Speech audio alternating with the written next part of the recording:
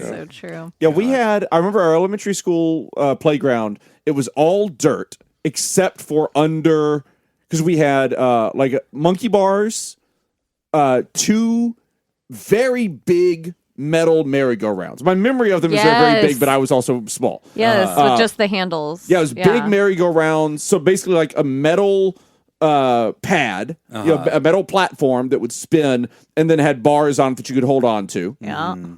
And the big metal slides that would get incredibly Did you have hot. the dome with the like hexagon, or I don't know if they're hexagon, but the like no, we didn't have that, domes? but I know what you're talking about. Yeah. Domes. But under all of the playground equipment was concrete, but it was just some guy had gone to Lowe's or whatever like the hardware store was and gotten bags of concrete, mixed it up in a wheelbarrow, and then like put these merry-go-rounds in. So it was all That's like some rough Louisiana shit. concrete. And I remember it was like 2nd grade or so. What's the story that you hear about the merry-go-rounds? Yeah, you just go so fast. And then you fly off. So it's like Mach 10. Oh, no. That's not the horror story about the Get merry-go-rounds. caught underneath of them. Yeah. Oh, I remember hearing stories about that. Yeah. That happened to a kid in our grade. Oh, no. Like we all saw it happen. No. Yeah. So like I know at least one instance that it just happened. I always thought that was like a urban legend. Is that why they named the playground after We came back the next week, and the merry-go-rounds had been ripped out. Oh, yeah. The concrete pads were still there, but the merry-go-rounds themselves had been ripped out and had just been thrown into the woods. So we could see them. Oh, yeah. The next most Louisiana God shit damn. And those stayed there. Haunting. Those stayed there until I got out of 5th grade. There's the and went to middle merry-go-round school. Rusting into the ground. Johnny still on Oh my gosh! Yeah, there's a piece of cloth torn underneath. Johnny Jackson Memorial Recess Playground. And like the kids would fall off the monkey bars all the time. Yes. And they were pretty high up. Like it wasn't like you could touch the ground underneath them. Like if the little kids were on them, like we were, you had like 1.5, 2 full body lengths of kid and just between the kid and the ground. You held on for fear of death. Yeah, but we did that intentionally. Like we would play like American Gladiator. You gotta grab the side. Are you kidding? We'd get on top of them and do that. And then they meet in the middle and they have to fight it out. Oh my gosh! We'd get on top of them and try to like knock each other off. Yeah, absolutely. Oh yeah. Oh my god! Jim and I were on the side. I mean, like, and this was all being realized, supervised. Yeah. I know. The teachers over there. Yeah, they're not going to put out their cigarette. Right. Not many children survive the New Orleans school district, but the ones that do are fucking killers. They come out strong. They're all murderers. Oh, Jacob, I just learned so much about you. Wow, the backstory. Now. This episode is made possible by our therapy partners, Dirty B, Myra, and Pickett. From fabulous Las Vegas, Nevada, this is Pod Therapy. Real people, real problems, and real therapists. You can submit your questions anonymously at podtherapy.net or email us at podtherapyguys@gmail.com. And now, broadcasting from the churn, that's Jim, and because this show sucks without us, that's Whitney. I'm Nick. Yes. It's time for some Pod Therapy. Welcome back. Back. Ye of inferior genetics. You know what's funny? Jim says that, but and I don't agree with it. But but also, I definitely, when I started getting sick, was like 90% sure it came from the gym. Like, I was like, I'm pretty sure it came from the gym because I always wash my hands right after. This is why I don't go to the gym. At the gym, I'll just wash them after because I'm like, I've touched things, whatever. And this one day I did not. And I was just like, oh, I forgot to wash my hands. I'm like, I know I'm going to get sick. What it was. See, I don't feel like I get sick at the gym only because when I'm doing personal training, that's like part of my package of personal training is like, I clean the equipment for you. Okay. So like when you're done using it, you go get a drink of water, I'll wipe this down. So I spend a lot of time with these, constantly sanitizing everything at the gym. Yeah. My trainer brings a lot of his own things, like the little carabiner hooks for like the machines and stuff. So I do trust that all of that's clean. He'll wipe down some stuff, but like the free weights or whatever, barbell, there's just dumbbells, things you're gonna have to touch. those I end up touching. It's like or like I don't know. He does wipe down a lot, but I'm still just like you miss things. And I don't know. Yeah. Well, welcome back, sickos. We had It was just a flare up. It was fine. Yeah, it's fine. But it was nice. It was nice to welcome our guests from Hey Buddy Nice podcast. Yeah, it sounded fun. Thank you, Wayne and Brogan and Kez, for pitching in and taking control of trivia as well. So they really they showed up for me. Yeah. Uncompensated foreign labor. Turns out Nice. cheaper. Yeah, turns out cheaper. True American way. You get what you pay for. Nobody complained, honestly. So I don't know. You know, they can run the show. They can build playgrounds. You know, whatever's economical. I think, Totally. At this point. So, happy Memorial Day as we are recording this. What'd y'all do for Memorial Day? Mine and Peter's wedding anniversary was yesterday. Well, So you guys happy celebrate by anniversary. remembering the troops. Yeah, we got married on Memorial Day, Well, there you go. on the Monday, 10 years ago. So. Makes it easy to remember. Yes, it does. It also makes it hard to celebrate because everyone's out Yes. celebrating. I was like, that was a mistake. Yeah. So note to everyone listening, if you have anything to celebrate, you can choose the date. Don't make it a holiday. Maybe don't do that. Yeah. Yeah. Does that bother you? Does it? No, I'm actually personally not big on like the day. I'm just like I do like to celebrate or acknowledge the celebration, but I don't really care if it's on the day. I'm like that with Christmas, I don't know, anything. All right. I'm not the person who's like I want to take the day off because it's my birthday. You just want to like acknowledge it. I do like acknowledgement, but I don't care if it's on that day. And some people are very particular. Oh about yeah, some that. people are very sacred Yes. about it. Like, nope, it doesn't count. No, I don't give a shit. Oh, If it's really, not Jim? this Some people day. are particular. No, I'm not. I'll honor my birthday. I'm the guy that wants to move it to July 1st. I know. I was like, let's Yeah, go, fuck July that. birthday. I'm not sacred about it. I don't give a Jim, shit. you wanna I throw want a to know pool a better party day. at my house? Fucking December blows. So, no, I'm not in that camp at all. But what'd you do today, Nick?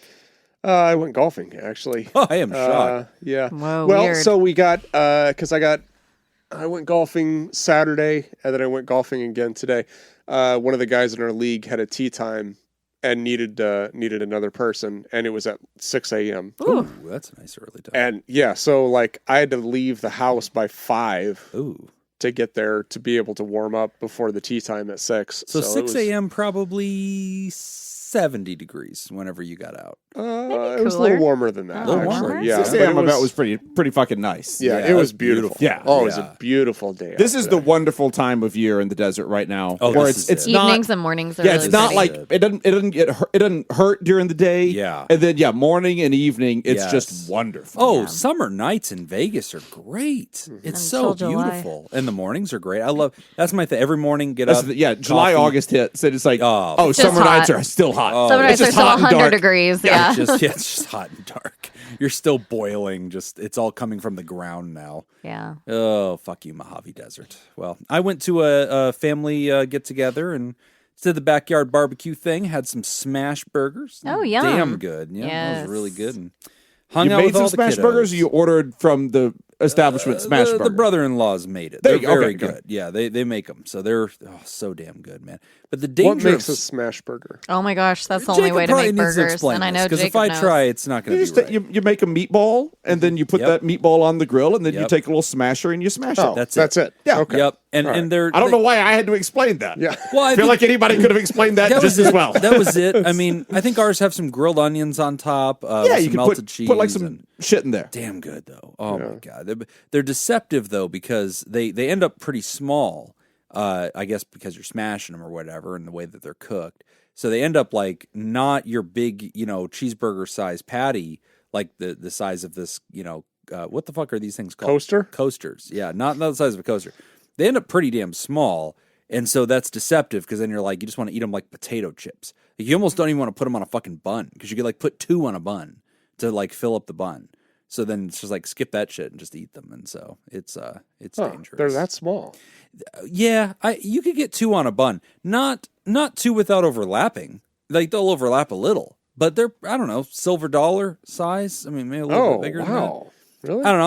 I'm probably underselling it. They're the Are you sure you just didn't circumference have of this sliders? cock that I'm showing you right now. So that's about okay. Yeah. So smash burgers are usually the same diameter as a burger. Yeah. That's what, yeah. It's just thin. Okay. Well, no. These ones aren't. Well, these are smaller. Maybe they're... Okay, so I'm holding up a beer can. Yeah, I think you got smashed sliders. That might have been it. Yeah, they were smaller. Yeah. We make a shit ton of them, so yeah, it was probably that. But it was a good time, so... Enjoyable weekend as Whitney and I get our white trash natural ice on right now. There's probably a cold one in there. We get natty iced up in here. So Not that one, no. pouring one out. No, he does not put natty ice in his refrigerator. That's fair. On moral grounds. He's offering you Stella and Modelo. She has chosen Stella because she hates Stella. Modelo. And... everybody that might be affiliated with it. Yeah. Wow. I did say that before the show. I remember. Those exact words. Yep. As I recall. And is now etched into history. It's on the table somewhere. Oh, here's one. It's right behind the flag. There you go. It's right there in the middle. There you go. You got it. Anyway, welcome back, losers. We have some great questions, and one of them's a two-parter, kind of a longer question. So we broke it into two different segments since it had kind of two different themes to it. But I will start us off with the first one... which is not part of the two-parter, I don't think. Inheritance guilt. Hey, Pod Therapy crew. My question is regarding loss and guilt due to inheritance. My husband found out a family member who he is very close with and always has been close with is nearing the end of her battle with cancer. It sounds like days away. He was able to go see her and say goodbye before she starts hospice, and he's glad he did. I'm struggling with how to be supportive and feeling guilty that I'm totally fine while he's struggling. While I know and really like her, I have only met her a few times. He's heartbroken, and I feel guilty for this not really impacting me much outside of how it's impacting him. I'm trying to be supportive, asking what he needs from me, giving space when needed, etc., but I'm at a loss. I feel like no matter what I do, when someone else is grieving, it's never the right thing. What would you suggest? To compound this, I feel extremely guilty about the benefit we will be receiving. When we were engaged, my husband let me know that this family member has a very significant estate, no children, and he will be one of the main beneficiaries. Money has never played much of a role in family dynamics in my family. However, it has caused major issues in his. He almost resents money due to what it has done to many relationships and people in his life. While I do not have a number, my understanding is that we are looking at well into the 7-figure range, possibly with partial ownership of a lucrative company, which would Patreon.com. Yeah, we're going to get to that. We're definitely going to be milking this. Yeah. Which would drastically change... Oh, God. Which would drastically change and improve day-to-day life in ways such as I would not need to work multiple jobs, and most evenings we could pay off our house, start our family sooner with less stress, and generally be not worried about finances. I feel terrible that on top of not grieving this loss with him, I'm kind of looking forward to the changes this inheritance will bring in our lives. I am also afraid he will find out that I'm looking forward to that change, and it will have a negative impact on our relationship. I guess this is my two questions. Number one, how can I help support my husband as he navigates this loss? Number two, how can I deal with my own guilt about and hide my joy in the fact our lives will be changed with this money, knowing that he has a family history of any time people are looking forward to an inheritance, it getting ugly. Thanks, everyone. Anonymous. Ooh. Yep. I think we could refer to this person as future TheraPartner Anonymous. They're a producer? A partner. I think partner. 7 figures, partner. They can come on up. No, my question mark was I don't know which one is higher. Oh, partner. Yeah, okay. That's the one. Good. Partner. Yeah, Look, that's it's already causing issues. This one. I know my issues are just not knowing what's going on. That's all it is. Oh, my goodness.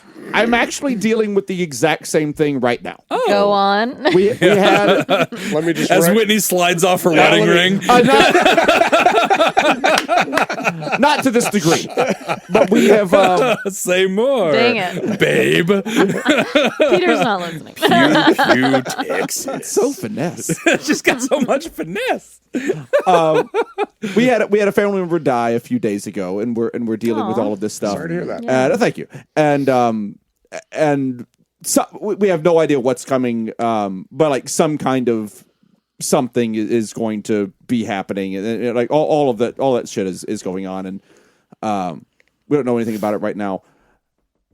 This is, I think, intellectually easy, emotionally difficult. Yeah. That's a great Intellectually, point.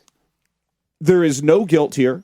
It is going to make your life better, and that is fine. That is what the family member wanted. Yes. That is literally their desire. That is like their last will and testament.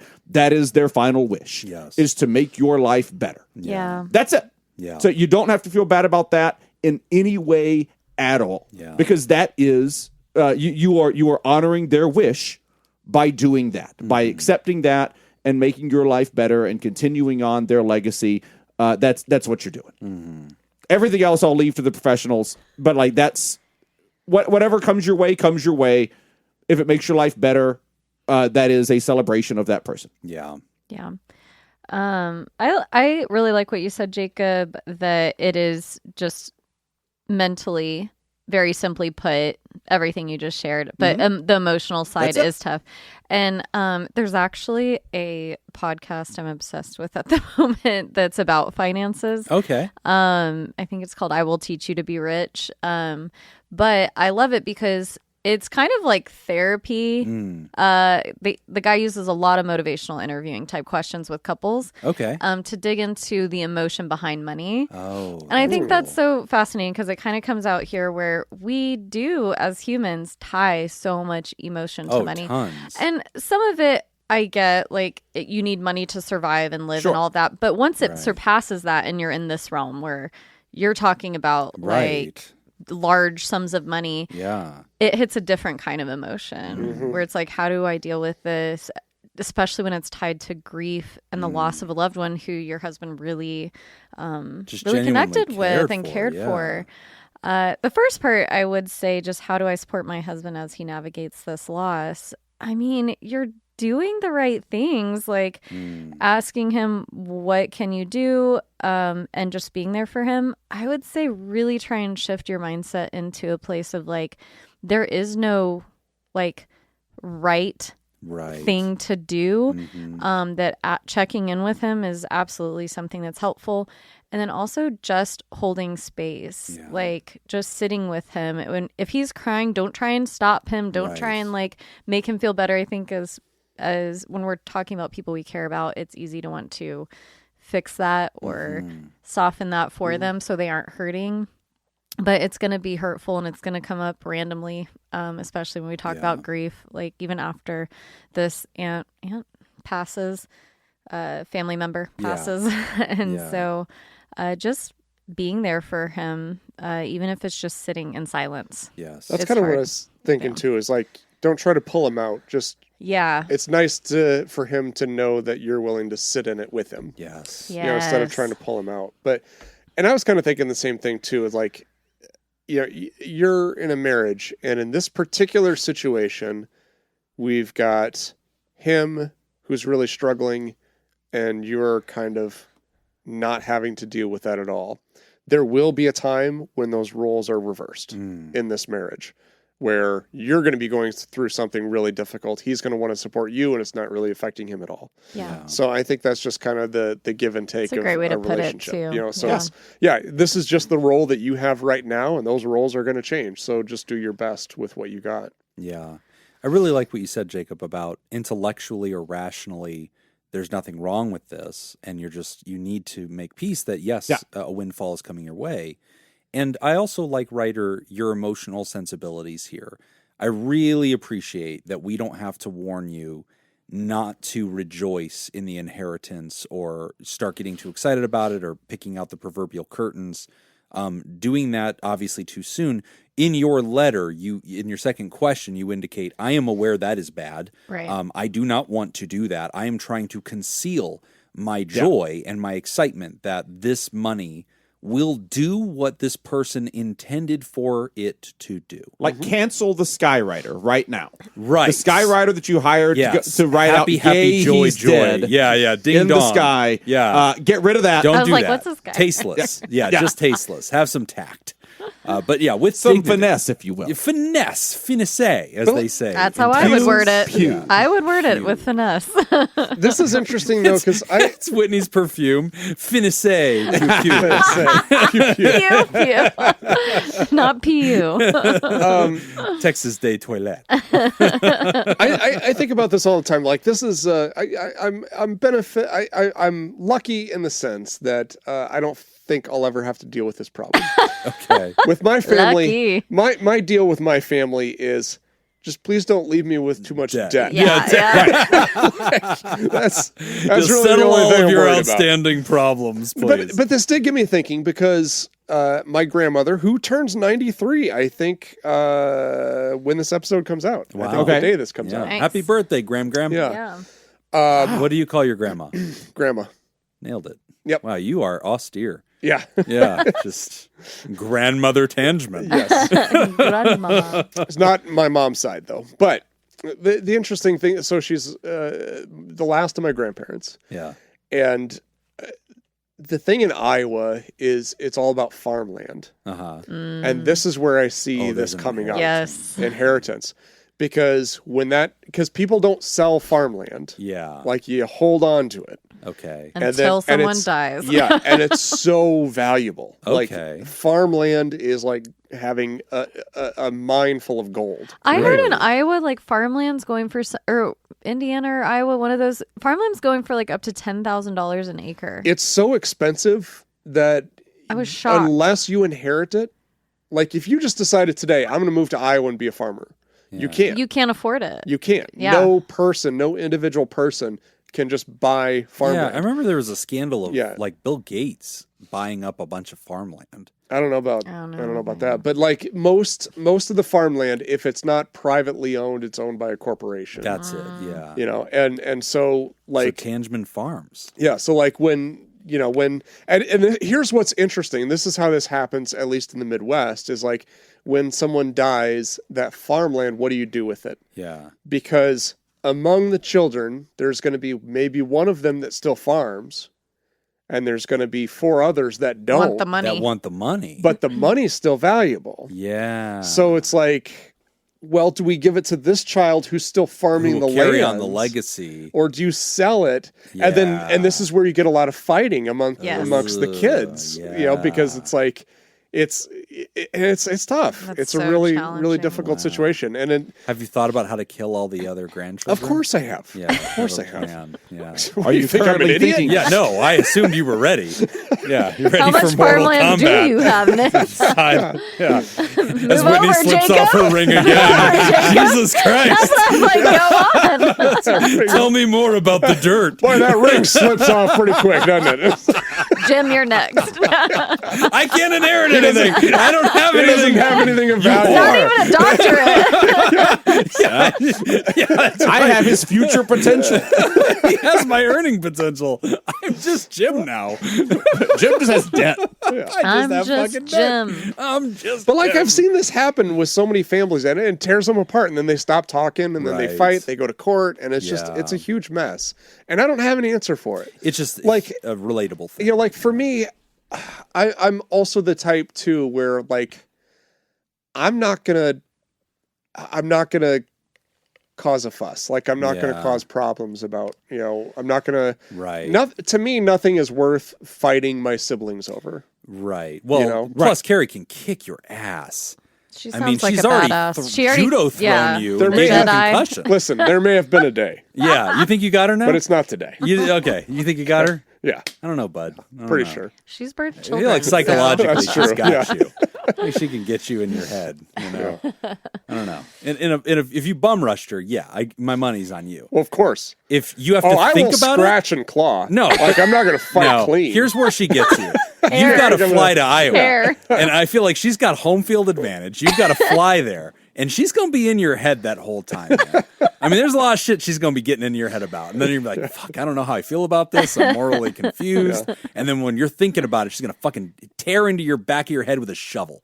Because she's ruthless. Jim's thought about this. She's not fucking around. Okay, she still lives there. She knows. She knows. She knows what that farm is worth. She's trying to get Whitney's hand. Those DMs are already sliding in. What's up, girl?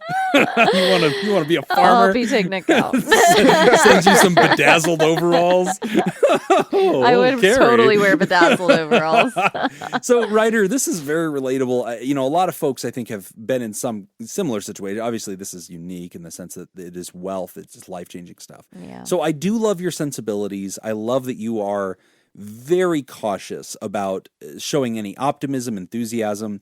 And I would really caution you against if you just have any natural kitchen table conversations where it's like, oh, this like next semester's coming up.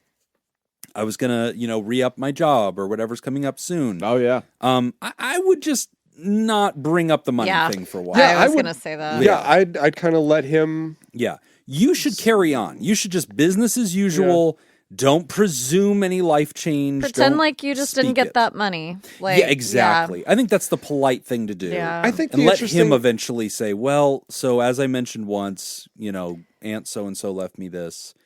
We should now start acknowledging that. Like when he's ready. I think don't get up there too quick. No, I think he's got to take the driver's seat. I agree. Yeah. Yeah. And it's also difficult too, because like I'm also thinking like in this situation where, she or the family member, I don't know if that's a male or female, is leaving the money to him. Yeah. Not to them as a couple. Right. However, he did talk to her about it. Yeah. So it does kind of become their money. Let him bring it up. I think for the grieving process. Exactly. So I think he kind of takes the driver's seat there. Yeah. Plus, he's already wounded from what the writer said about money squabbles. And I think whenever a life-changing amount of money is hitting your reality, it is natural to start feeling little feels like, I kind of want to bring it up to him and just let him know, like, hey, you're not like going to disappear and go to Rio or whatever. Like, that money's spoken for. I have thoughts. I want to talk to you. I'm a co-partner. Like, I get that those itches are there, but given your husband's history and how other people have made the money thing the top priority, and that's not who he is. And that's probably one of the reasons his family member loved him so much, is like genuinely knew that he wasn't about the money and he was really about the relationship. Yeah. I think it honors your husband to just make sure this doesn't come out of your mouth.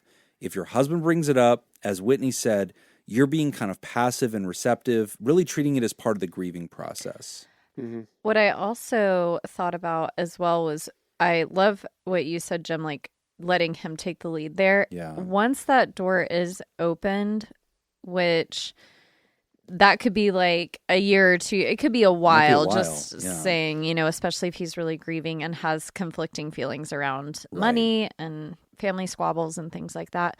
But when that time does come and y'all might start having discussions around what to do with that money or how to change your lives based on that money, I would just throw in there maybe expressions of gratitude. Yeah. Like, wow, your family member, she was so lives. Generous. I am so thankful for her. I am so right. Like, I don't know. I like that. Yeah, just well, like and gratitude. Sometimes there's a way in the beginning to say, one of the first things we ought to do when this money comes through and all the dust is settled, I'd really like us to do something to honor her. Oh, yeah. And like making that clear, like we should talk It's when you're her. ready about a way to honor her. That's a great idea. Whether that's a funeral that measures her values. Plant a tree in your yard. Right. Or we could plant a tree or she would want us to have this hot tub. Yeah, I think I think we should make a sizable donation to Pod Therapy because she was so pro mental health.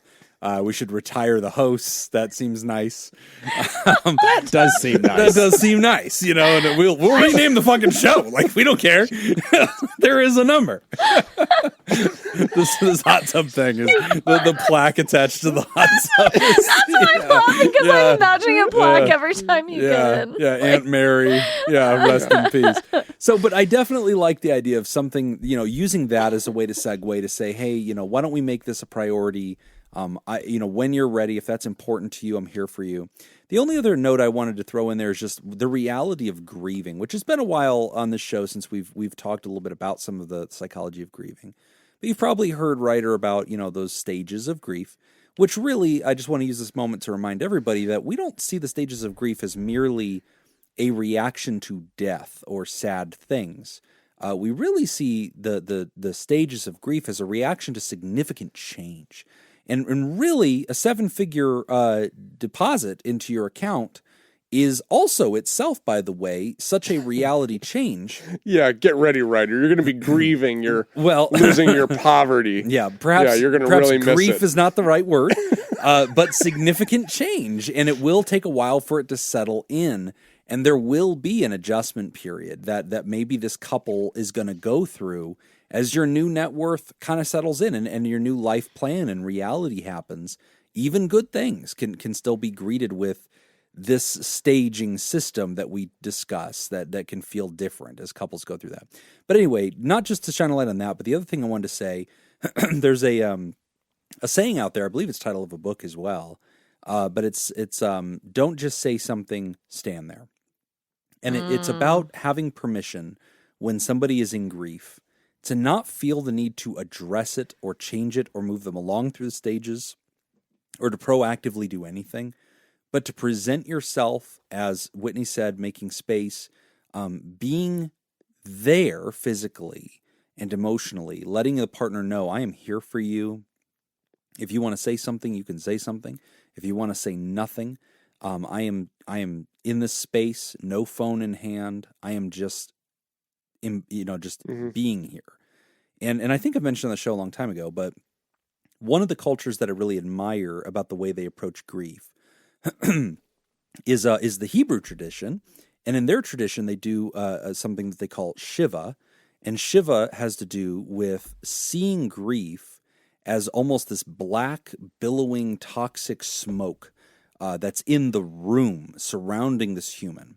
And what they try to do in Shiva is to sit with that human and breathe the smoke on that person's behalf. And that's all they're doing sometimes. And there may be no words to say, no condolences to give, nothing that can make it better, but the fact that you are present and breathing some of that smoke so that doesn't have to pass through them is your contribution. And I've always really thought that was a beautiful concept and embodies the idea of just being present.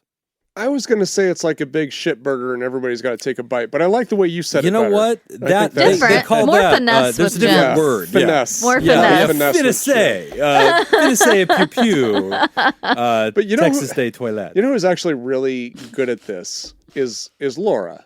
And you know how I hate giving Laura compliments, but eating shit burgers. No. She's been doing it for years. But she's really good at that. Like when she knows that like I'm grieving or I'm upset about something, she handles it very well. She doesn't try to fix it. She doesn't try to say too much. Yeah. She's just there and does a great job. Does Laura want to take over Grandma Tangeman's farm?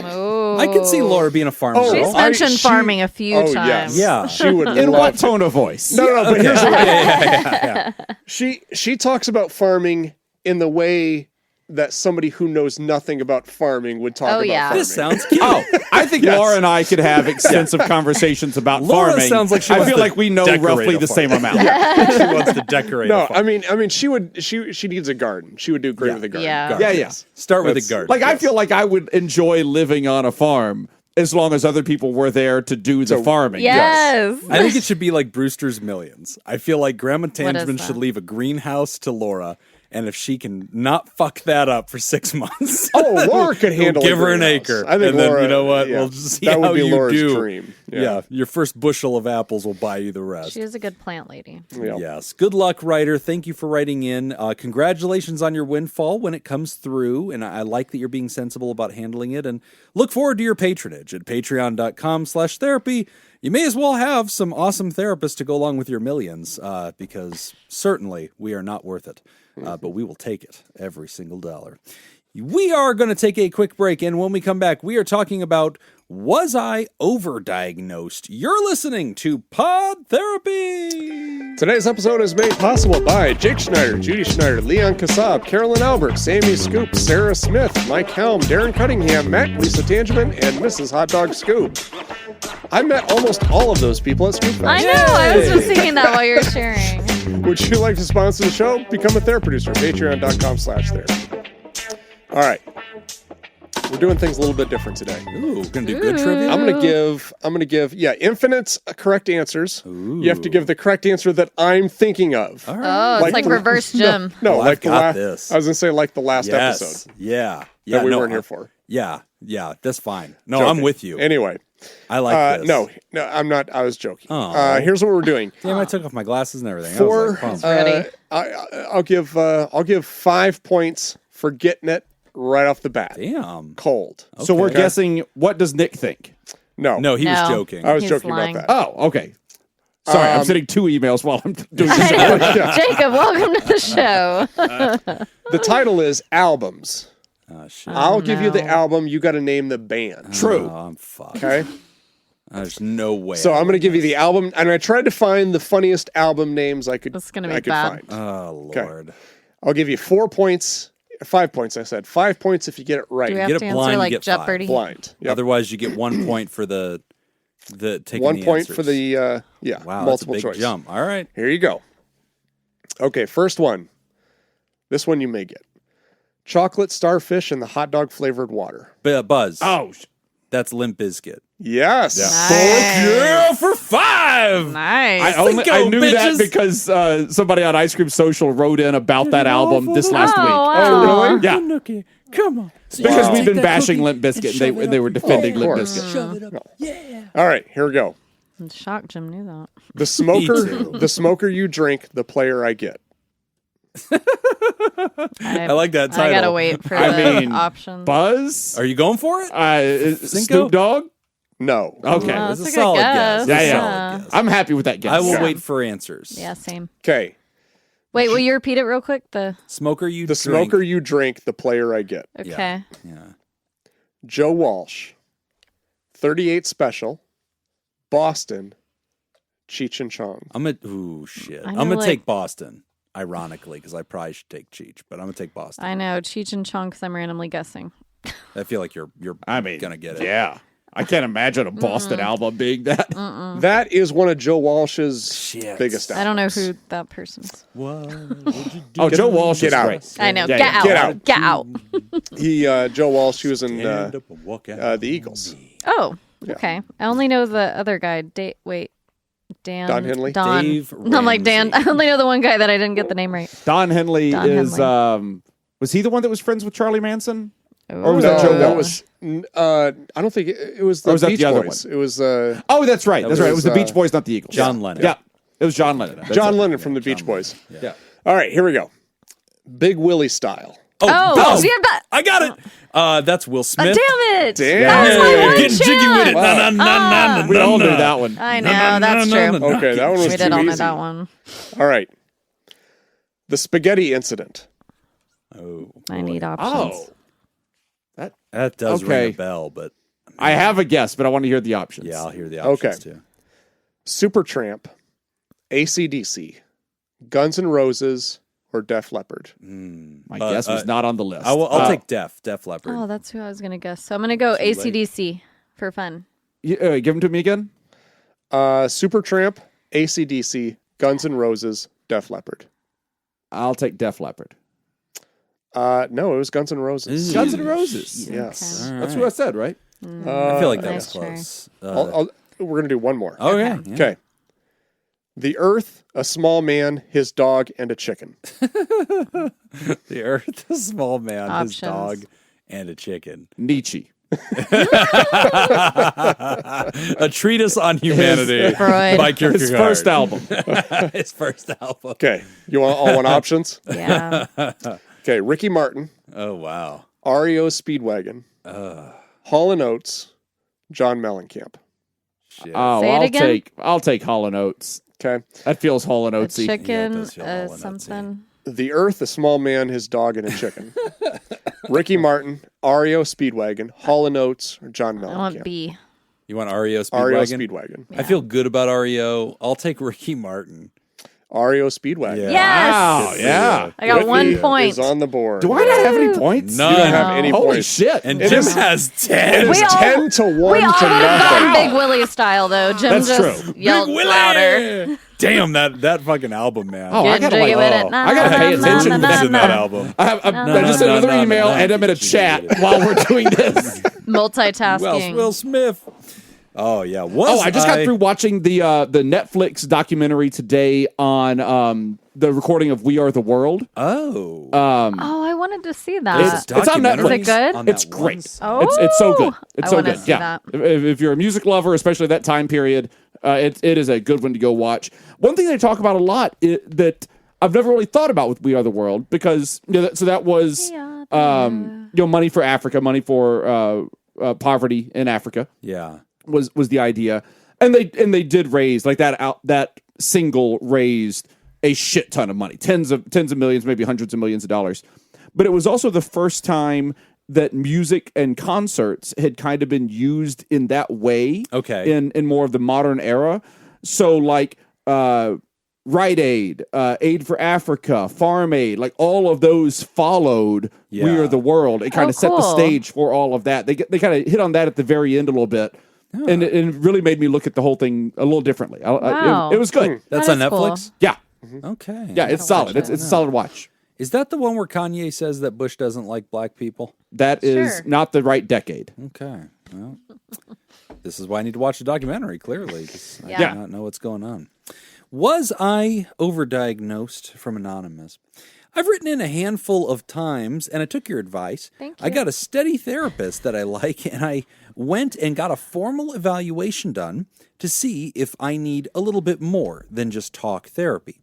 I did a formal evaluation recently, and by that, I mean I had to do some testing, answer a lot of questions about my feelings, and got my wife to fill out an observation questionnaire so a psychiatrist could see what I have going on. The main reason I sought this out is because I have ADHD symptoms that I feel impact my quality of life, and I wanted to get that put on the record so I could maybe get some help for it. I did the test a month or so ago and got the final report back this week. The report recommended treatment for several disorders, including ADHD, depression, generalized anxiety disorder, and PTSD. The doctor and I met, and he basically said that these are a lot, and he was hesitant to list all of those as he doesn't like diagnosing that many at once. However, he said that he saw symptoms of all of those in there, and that he felt that it should be addressed through talk therapy or medication if needed. He asked me if there was one that didn't resonate with my lived experience, and I basically said, I don't know, you're the doctor here. I'm okay with whatever you think. Honestly, I was just relieved that my problems were actually real. This is very much an aside, but I worry sometimes that my problems aren't real and that I'm just a bellyacher, so having a doctor tell me my problems are real was affirming in the moment. I've been thinking about it for a couple of days. The affirmation high has worn off, and now I'm worried that I got overdiagnosed, and that I got overdiagnosed because I didn't do the testing right. I'm 100% sure I did my best and answered truthfully about my lived experience, but what if I didn't? What if because I was consciously seeking a diagnosis of something, anything, I was unconsciously hamming it up for this doctor? Also, they don't think that they like purposely fucked it up or anything. Right. What if they think were that they biased? subconsciously fucked it up? Right. The main diagnosis that I was worried about was PTSD. The other three, ADHD, depression, and generalized anxiety, are all things that I would have described myself as having even without a formal diagnosis. I've also heard that those conditions can appear together. PTSD is not a label that I would have given myself, but I think it got pinged on my report because I answered truthfully that I have intrusive thoughts sometimes about things in my past, and these thoughts can be distressing while I have them. There are places and things associated with those memories that make me uncomfortable, but I'm not sure if my discomfort is normal for anyone with bad memories or if it's disproportionate. I'm not even sure how disruptive those feelings are, other than I really don't like them, and sometimes they do scramble my brain for a few minutes and make me tense up. My second question below is more about that and is the reason I wanted anonymity. Here's the questions I have on this first question. Number 1, how do we know if we are actually giving the best, most reflective answers on psychological testing? Number 2, is it worse to be overdiagnosed or underdiagnosed? Is it hard to get correct diagnoses? And number 3, if I was overdiagnosed, can I pick and choose what to talk to doctors about, even if I give them this testing report that has multiple diagnoses? Will doctors look at me like, oof, dang, we got a 4 disorder having guy here. I bet he's a real handful. Oof, oof. Thanks, friends. I'll save my second question for the last piece of the show. I mean, there are a lot of abbreviations in that email already, so oof could just be another abbreviation. Sure. Oof. So I have a lot of thoughts on this. I bet you do. I do. I feel like this is Jim's wheelhouse. It is. Yeah, I have a lot of pieces to this to break down, but I do you want to start with any education or no? Is that okay? Can I start lead with on this one? education stuff first. So let's take a couple of beats here. First, for the general audience, psychological testing is a secondary thing that can be done for certain patients. Normally, that is not the primary way that a diagnosis is rendered. When Whitney and I treat our patients, we encounter our patient and we do what is called a psychiatric interview. We ask you, what the fuck is going on? Basically. Literally. In a lot of different ways. You there. You shaking in the corner. What the fuck is going on? And you tell us, hey. Listen up, motherfucker. And it's not That's a Jim's mystery. We don't need to put together. Whitney's is similar, but it's a little more finesse. Yeah, it's not an she's escape like, hey, room. Finesse. You. Pew, pew. With finesse. What's up with you? You over there. How much money you got? Oh, And that's she an removes even her better ring. T-shirt. Pew pew. What's up with you? Pew, pew. So yeah, during the interview, we're not. It's not a game of mystery. It's not a scavenger hunt. There isn't this big fat a lot cooler if it question mark. was. It would be. That's Jacob's. It's really not. That's when he has the most fun. So when you come into a session, a lot of folks are concerned with, what am I going to be diagnosed with? How does diagnosis work? Yeah. All this psychological testing is not necessary to render a diagnosis. So like the students I have at UNLV, we have a system there because we have a multidisciplinary clinics. We have psychologists, we have counselors, we have social workers, we have marriage and family therapists. And the psychologist side are really keen on having every patient complete a full battery of basically every damn test we have. And so it's about an hour and a half. Yeah, took like 3 hours or something. It could take an hour and a half to do that, and then do another hour and a half psychiatric interview as an intake. And, you know, I try to teach all the students, including the psych students, the clinical psychologists, like, look, this is all well and good, and there's value to this, but all of this is rendered irrelevant once you've had one human conversation. These things can tip you off to things you might not have thought to ask about, like a test on eating disorders might flag something that perhaps you wouldn't have thought to ask a question about and you wouldn't have had a clue at, right? Yeah. And then you notice, oh, wow, that particular scale caught something. Let me now interview you about that. Yeah. So I tell you all that, Ryder, because I think it's important for everybody out there. There's a lot of folks that the mystery of diagnosis feels so important and so big and so formal. And they're going through things like you talk about, and they feel like, man, I need validation. I need somebody to officially tell me who I am. And that's not what these are meant to do, but that is how a lot of people in pop culture think about them. And so folks will go and they'll do these batteries of tests. So that's the first piece, is just educating the public that these exist, but that's what they are. They're adjacent to, not a replacement for, a proper psych interview. Second point, you were not diagnosed with anything. Tests do not diagnose you. If you pop positive on a PHQ-9 or a GAD, these are two scales that you probably just took, they do not tell me that you have anxiety or depression. If you pop positive on an ACEs, that does not tell me that you have PTSD. These are measures that we use to flag. It's information gathering. That's all it is. It's data gathering. So when your doctor, I presume a psychiatrist in this case, kind of whistled at this and said, well, I don't like to diagnose all these things at once, I think there are several layers to this. One, the tests do not diagnose you. They provide data to the assessor, in this case, the doctor. Two, there's another reason why most clinicians are going to struggle to go ahead and diagnose 4 competing things at once. We have this thing called differential diagnosis, where it's kind of a hat trick, where one can have aspects of the other. So if Whitney and I were colleagues in the same building, and she said, Jim, can you audit some of my cases? I want feedback. And I looked over one of her cases, and I said, Whitney, it's interesting here. You diagnosed this person with post-traumatic stress disorder and generalized anxiety disorder. How can you tell the proper difference between anxious symptoms and those symptoms related to trauma? And if she said, sure, I totally can, here's how. I'm listening. But then if she also threw in there, and I think they have major depressive disorder, and again, I'm going to say, can you, again, disentangle symptoms from A to B to C?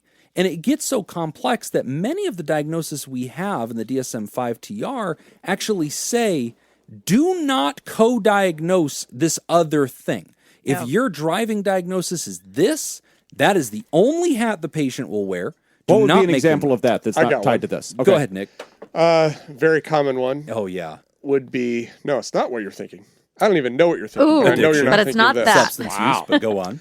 That's part of it. I was right. I accept your apology. With what? Oh, I don't know. Whatever, honestly. Gambling disorder. Okay. And bipolar.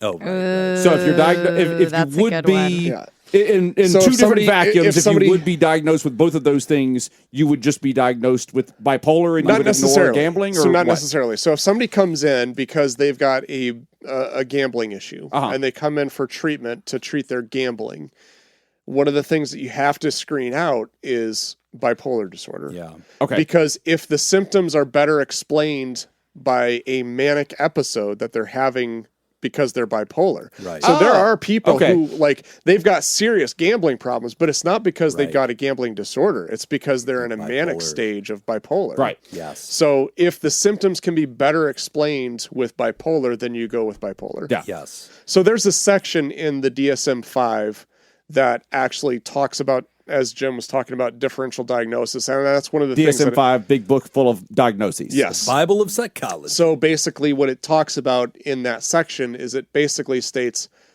if these symptoms can be explained better with this disorder, then you go with this disorder. And you don't even list the other Yeah. one. That's Okay. not even on the document. So on the DSM-5, it's basically like, these are all the things that you might diagnose this person with. Check for this thing, though. Yes. Because if it's this thing, we're going to ignore all the Stop other things. there. It's going to Yes. be this thing. Yes. Okay. This is the bigger one. might be why the doctor who was doing these testing was like, what feels like the most important thing to you right now? I They're like trying to that hone question. in and say, Oh, like, yeah. all right, I these like are all that. things that popped up. But for Right. you, what feels Was like there anything the here most... that didn't feel accurate? And that great. You know, like I think the doctor asked a good question there. Yeah. And I also appreciate the way the doctor responded to this. I really like from the description, because a lot of doctors will go, well, there you have it. The GAD said this. As far as I know, you have this. And it's like, this pisses me off because... Well, that's a person who wants their entire field to be replaced by online surveys. Yeah, exactly. Because That's all you're doing. Great If job, you're doing Doc. that. Yeah. Yes. Like you were just Yeah. making yourself replaceable. you replaced yourself with an app. Like you That's apparently... so true. That's just Fucking bad family worthless. planning is what that Yes. is. That. and a lot of times non-mental health practitioners, and yes, including psychiatrists, I mean, they are mental health practitioners, but a lot of them lack proper good psychotherapeutic training, and they just kind of go to pills. Not life Yeah. coaches. We've Not got life all we coach. need. You guys are all in. But this happens where they often go the wrong way with this, and they see this data and they go, "Yup, that's it," and they just start stamping the pad as fast as Yeah. they can. That's what Jim... And Yep. here, they didn't do that here. I like that the doctor Yeah. said, look, A, I'm reluctant to just label you with all these, so we're going to Yes, stop right there. I love that. And B, let's treat the problem. which of these things, we're going to just address this. So apparently, call it what you want. You're a person who's dealing with symptoms of depression. Yes. Call it what you want. Anxiety is getting in your way. Call it what you want. You've had some past Flashbacks stuff that's causing intrusion in your life today. Right. We're going to address this. And the doctor said, with medicine and therapy. Yeah. That is a solution-focused mindset, which is about symptom reduction. So Yes. first and My favorite foremost, thing. based on this letter, we like this doctor. I'm good with the doc. Yeah, I think I good with the doc. agree. I like the way that based off the description, how the doctor handled it. I know I phrased that as a statement. It was supposed to be a question. It is. But We it's we true. like the doctor? We like We like the doctor. Yes. Great. Yeah. And I guess to kind of, and this is one of the things that I talk about often. I find myself talking about often when doing facilitating trainings for new clinicians, is understanding the difference between screening and assessment. Yes. Those are not the Good same point. thing. Oh, You know, okay. Yeah. Screening would be like, I'm going to throw a net into the ocean. How's she I'm feel going to about see. Yeah. She's going to be pissed. This Man, is a that Nick shows up analogy. I need to more write it often than down. she should. Go on, You Nick. throw the nets Yeah. into the ocean, Yeah.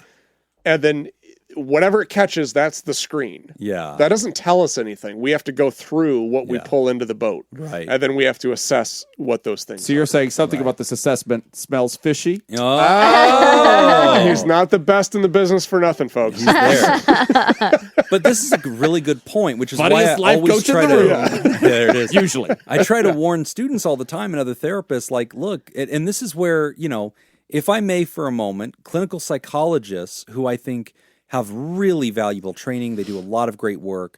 This is an area that I kind of nudge them on professionally often because I feel like they get preoccupied with this. Mm-hmm. And in Nevada, in many states, any licensed psychotherapist can do these kinds of assessments. Yeah. In Nevada, the psychologists have specifically carved that out for themselves. And using nothing more than just Nevada lobbyists. Like they've just gotten lobbyists to write the laws very specifically that say only they are allowed to do these long form assessments. And there's a reason for that because they're about $5,000 a pop. Yeah. And it's basically creating an industry that only they can participate in. And most of us haven't cared. Yeah. Because again, other disciplines of psychotherapy, when you say, hey, do you guys want to get on this assessment racket? We're like, not fucking really. A, I don't care. And B, the assessments aren't hidden in some vault.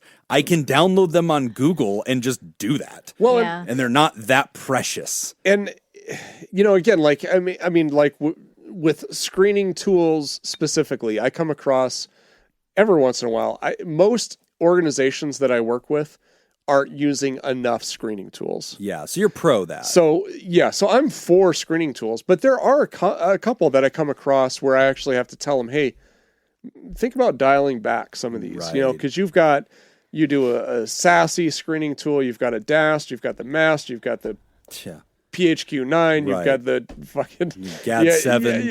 every screening tool under the sun. Like, Yeah. really, you need to be screening for do your modified basics. mini, your mental health screening tool. Right. Do one substance use, do a gambling, do a suicide, Well, and then you're good. You're pretty much covered. What we're doing with these, though, in defense of the doctor, is different because that doctor's probably offering the in-depth thing. Well, sure. Yeah, Yeah. those are Which some way people more in-depth. want. Yeah. And in my 6-hour talk on ADHD, available at patreon.com/therapy. Sounds very digestible. Yeah. The second, I think, or third installment, hour and a half installment, Hard to know. it's been a while, is just on assessment of ADHD, in which I discuss the exact instruments that this doctor gave the writer and some of the problems we've had with them. One of them being the very point the writer brought up, which is like, when most people get assessed for other things like anxiety, depression, PTSD, most of the time, that is not in any way part of their identity. They haven't had a kitchen table conversation with family members where they look at each other and say, I think what's different about me is I may be a PTSD person. Like, that's never come up. Yeah. There's dealing with symptoms and they would like more information. ADHD is unique in the world. Yeah, I was ADHD and gonna say autism are ADHD unique in the world. Yeah. Because people sit down and they say, I believe I am different. And culture has been teaching me that perhaps I am an ADHD kind of brain. And there's all this new lingo that's none of it clinical, but is new cultural lingo like neurodivergent and things like that. And so, and I talk about this at length, obviously. Man, people like saying neurodivergent. That's a fun word. People really like saying that. It's a It makes thing. them feel like they know shit. It makes you feel different. And I get it. Humans are quirky, and it feels really good to be able to explain ourselves in special ways. But this is what happens, and the writer just talked about it. Like, you go in and you say, I feel like I need to know once and for all if I am ADHD. And boy, would it be weird to get in there, go through all this assessment, and come out and they go, no, you are not. So whatever other problems you're experiencing in your life, stop blaming it on ADHD, because it's just you, Nick. You just don't finish shit that you start. And it's like, oh shit, I have a character flaw, not a brain trait. So you are very tempted as you're answering these questions to be like, yup, I sure do. And then the writer experiences this in a very honest way where they go, fuck, did I ham it up? Did I accidentally pour it on pretty hard? Because if I'm answering it in my heart, I think I answered it truthfully. I didn't knowingly lie, but did I exaggerate? Did I make an answer a 5 when it was a 4? You know, or did I was there a cognitive bias where I was looking for facts that align with the question?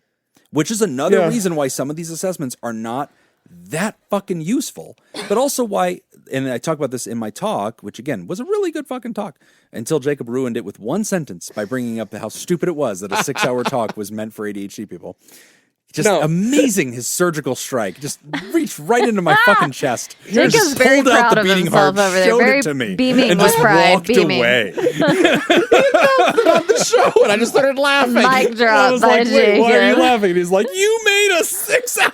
And I was like, God damn it. I spent so much time and research. I got everything right. No, I'm sure it's great. I'll never listen to it, but I'm sure it's great. Oh, God. One thing I push back on slightly with that, though, is that with any of these screening tools and assessments, before they come into regular use, there's tons of research that's done. So after you create an assessment, you don't just then, cool, I've got this assessment, let's use it. Yeah. What you have is you've got peer review of other people using this, and then looking at results and testing the validity of the instrument. Right. So if it's measuring what it's supposed to be measuring, these are the predictions that we can make. Yeah. And then you test it and you see how well it responds to it. So like any one of these screening tools or assessment tools, you can dive into research and you can look at all of these studies that have looked at how well is this done. False positive. Yeah. So like I think of like the South Oaks gambling screening tool, you know, like I can pull that up and I can see multiple studies that have looked at that compared to what kind of diagnoses are made with it, how is it useful and stuff like that. So, you know, interestingly, in that ADHD talk, I talk about that particular instrument. I want to say it was like 40% invalid, which is way too fucking high. Which one? The ADHD screen. It was like the long form ADHD screen was like 40% false positive. And that was before the phenomenon. But anyway, to the writer here, I think I want to use your story to illustrate to the public a lot of the layers to this. Do I think you did something wrong by seeking assessment? Not at all. No. I think that's a very typical thing. Are any of the feelings you're feeling proof that you did something incorrectly during the assessment? Not really. I think people try to get their money's worth. They do have a cognitive bias that's evident. Like Nick said, the tests do try to adjust for some of that. But at the end of the day, this is why we do not trust your diagnosis to the tests. Yeah. We trust them to the assessor, who then reads the questionnaire from your spouse and reads the long-form interview and gathers all the data and then correctly says, I choose not to diagnose you with all 4 of these things at once just because tests pinked positive. That's not enough for me. Instead, the doctor said, great, clearly we have identified a spectrum of symptoms that should probably be addressed. Let's address it. Yeah. So to your question, were you overdiagnosed? No, I actually think factually you were not diagnosed at all. I think your doctor did what is responsible, which is to say, these tests are not here to label you. They are here to illuminate targets for our work. But we also don't know, the doctor could have done these assessments and done an interview and made the diagnosis with the interview. But it appears they didn't want to, because the doc said, I don't like diagnosing this many things at once. Oh, I thought the doctor was saying, here are your diagnoses. I don't like doing all of these, but here's why I did. Oh. That's how I interpret this. I heard question. it. I heard it the way Jim is interpreting it. Yeah, I heard it differently. But either way, here's the thing. Yeah. Are you overdiagnosed or underdiagnosed? Are either of those a problem? I don't necessarily think so, because when it comes to therapy, and this kind of answers the third question, I think, when it comes to like talk therapy, when you go in to meet with your therapist isn't going to look at, okay, we've got 4 diagnoses. Oh, you've got an ADHD diagnosis. Let me load this one into the chamber, and this is what we're going to focus on today. Right. Therapy doesn't work that way. No. It's going to be a lot more led by what's going on with you in the moment, and then it's naturally going to flow from what you're currently experiencing. It's not going to be directed by the diagnosis. Exactly. And so this is what I talk about in the 4th installment of the ADHD series. No, but really, no, we believe you. I know. The 4th installment, there's a hidden 4-hour track at the end. I feel it's 3 hours of empty, and then all of a sudden I jump in for an hour at the end, and so I forgot what all the topics are, but one of them is like the history of ADHD in all the DSMs and like how that became a thing and how it grew in popularity in DSM 3 and 4. I think the 2nd installment was how do we assess it and how do we evaluate it. And I think the 3rd installment was how do we treat it. And what's interesting about treating ADHD is that treatment for ADHD does not change. If you do the long form interview and have like the long ass clinical psychologist anoint your head with oil and say you're officially ADHD, go tell all your friends. Or if Whitney and I just size you up in 90 minutes and go, yep, sure does fucking seem like ADHD. The treatment is all still the same. You know, the best practices are going to be a medication approach along with general adjustment and behavioral activation therapy having to do really with how do you function in a world that your brain doesn't like functioning in a world that was not built for your hunter-gatherer forager brain, and really just trying to adjust. That's all it is. Yeah, and with your question at the end being like, I go back to the start of your question where you say I have ADHD symptoms and feel that it impacts my quality of life. So when your doctor says these are things that popped out, I totally understand that overwhelm that might come with hearing all of those different diagnoses, and especially the PTSD one, like that's tough if it wasn't already on your radar. But I would go back to, how you started. Well, when they say, what do you want to work on? Well, these are the symptoms. If you're saying I have ADHD symptoms, what are those symptoms? Just list those symptoms. Don't say my ADHD symptoms because you don't know that's similar what to it is. autism, right? Because like if somebody says, I'm autistic, fix me. We go, well, no. That's not a realistic thing. You're asking the wrong question. Yeah. How does your autism interfere with your life? Let's micro pinpoint those targets. Yeah. And now let's carefully, case by case, start working on how we're going to adjust. Yeah. So you can function at your peak. That's really all we're here to do. Yeah. And I absolutely see how validating it is to hear someone say, like, these are things sticking out that kind of ping issues. For sure. So it's like, great. It's not just me, like you said earlier. Right. It's not a character flaw. It's like something's I'm not a bad person. This makes sense. Which again, I don't want to steal that away from you, writer. I do feel like you might be a bad person. Well, it's not because of this. We don't know you well bringing enough. up an important counter argument that you could be a monster. We don't know. Assuming you're not. But like, I just wanted to make a point because when I hear about assessment as like this final verdict, which your letter strongly implies, and I reread the part where you talk about the doctor, and it does pretty clearly say the doctor said, I don't want to just diagnose you because all these things pop positive. This seems like a lot. And seem to be themselves kind of flustered, like, holy shit, this is a lot of things. It's really about symptoms. And that's really what all of mental health is trying to treat. And I talk about this a lot in the ADHD series because one of the things I talk about in the series is the fundamental concept of mental health diagnosis. Like, when did mental health diagnosis change and become different than the way medical diagnosis historically was done? Which, by the way, if you go back and listen to it, it's DSM-2.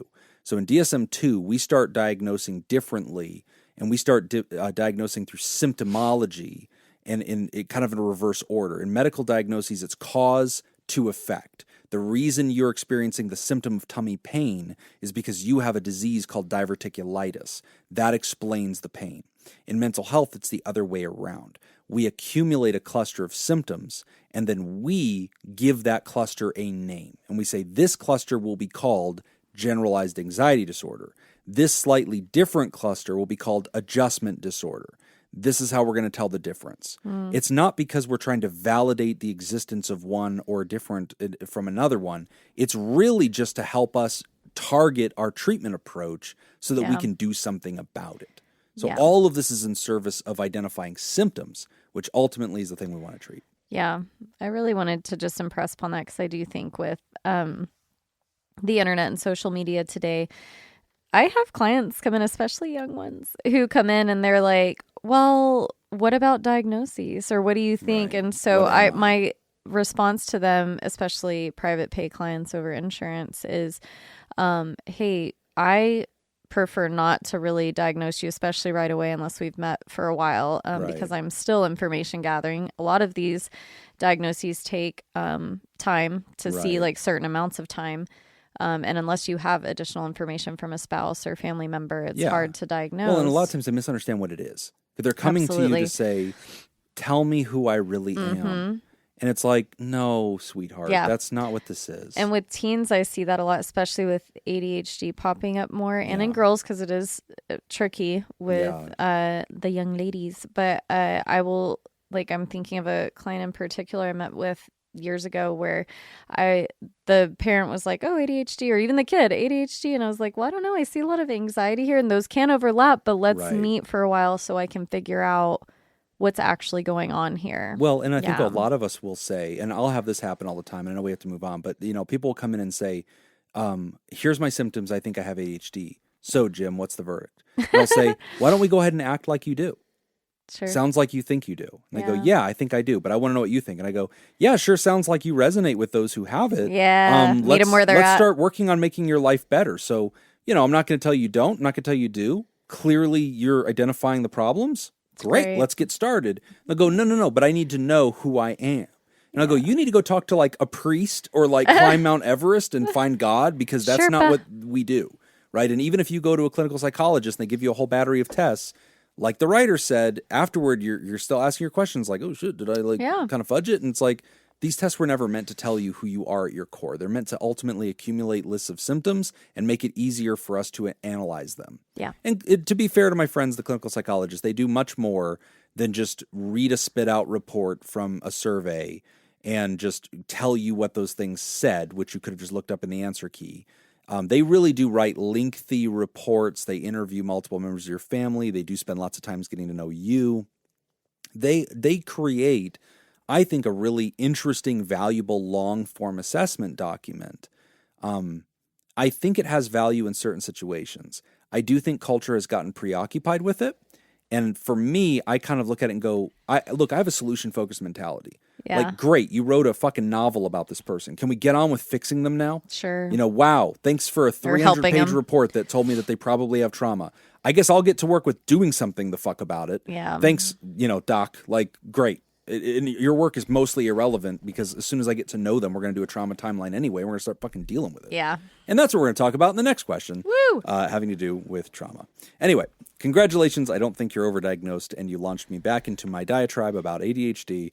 Go check it out at patreon.com/therapy. If you can listen to all 6 hours, then you don't have ADHD. You realize that listeners listen to the 6 hours of that as a bit now? I want to go listen to it now. I was told during out of Scoop spite Fest that there are people who have listened to it just so they could say they did it. It's the Oh mountain. my We should God. have Yeah. the Mount Everest. We should have something. We should Like have a something that trivia. they get after listening to, like a T-shirt. I listened to all 6 hours of Jim's ADHD talk, and all I Yes. got was this lousy T-shirt. Exactly. Yeah. There's like a code at the end of each track, or buried somewhere in the track. Yes. And if you put them all together in the store, you can get access to this one hat. That's That's you awesome. can only get it this way. Yeah. Oh, that's a great It's a idea. Voltron hat. Yeah. I love it. If you say that code to any of us, whoever you say it to will make out with you. Right there. Whichever one of Yeah. us you say that Yeah. to, we Again. will just deeply And if you kiss have a you right lot of there. money, Whitney will take you I to will the take little my wedding ring chapel. off. Make Peter watch. Drive me to the chapel. Poverty. I'm moving up. Take We're that. going to take a quick break, and when we come back, we're going to answer the second part of this, how to recover from traumatic experiences. You're listening to Pod Therapy. Today's episode is brought to you by Jake Schneider, Judy Schneider, Leon Kassab, Carolyn Albert, Sammy Scoop, Sarah Smith, Mike Helm, Darren Cunningham, Matt and Lisa Tangeman, and Mrs. Hot Dog Scoop. Would you like to sponsor the show? Become a therapy producer at patreon.com/therapy. Back to albums. I read the album, you tell me the band. Anal bum cover. We're going to go to 2 points now for correcting the... After I smoked everybody? Yes. Smart. We got to keep this interesting. Yeah. All right, well, here I'm we already go. up by 10, so now they can't catch up. I know. I don't know why we're changing the score here. I you think should we have probably to keep it the same. Keep the fives because they don't have a shot if Jim you don't only give them the gets fives. 2. We can't keep unless Yeah, you we wanna keep. handicap Yeah, me? we make Jim's worth 2. That's fine. this Bitches. round. Because I'm fucking MJ up in this keep it the house. same. Keep it Dunking the on same. you assholes. Trying to keep it interesting, but all right, we'll keep it the same. Here If we he go. runs away with it, he runs away with it. Okay, Yep. here we go. Let them win. The album is The Boy Bands Have Won, and all the copyists and the tribute bands and the TV talent show producers have won if we allow our culture to be shaped by mimicry, whether from lack of ideas or from exaggerated respect. We should never try to freeze culture. What can you do? What you can do is recycle that culture. Take your older brother's hand-me-down jacket and restyle it, refashion it to the point where it becomes your own. But don't just regurgitate creative history. Like Green Day or blah blah blah blah. That's blah, exactly blah, what I blah, was blah, blah, blah. thinking. I was like, it's Green Day or Rage Against the Machine. Oh, that's a good one too. You guys want to go for it? No. I need I'm gonna answers. wait. There's no way. Okay, Damn. Chumbawamba, Whoa. I want it to be Yeah, that. I feel like jumping. Bare Naked Ladies, Oh, they're man. capable of that. New Radicals, Ah. Rage Against the Machine. I want Rage. Oh shit! Yeah, I'll take Okay. Rage. I think he's got it. that feels ragey. I think he's got it. They would totally fucking do that. Yeah. I'll take Bare Naked just to throw it up there, but I mean, I they're- want it to be Chumbawamba. I was gonna say I'm gonna do Chumbawamba for fun, but Yeah. because I don't want Take to a pick whiskey drink? Jacob's. I take a vodka drink. Yeah. The answer is Chumbawamba. Thanks, Jacob, for the hint. Okay, so mark that down. I have What the hint as much as it was a desire. 6 points. You have Yeah. 2 points. Oh, you're right. I do yeah, have 2. those were only Damn worth it. 1. Yeah. Sorry. The maestro I was really hoping. fucked you on that. But. Next one. Ah. How to sell your soul to a soulless people who sold their soul. Oh, that's good. Man, these are good. Also, Rage Against the Machine and Green Day. Right.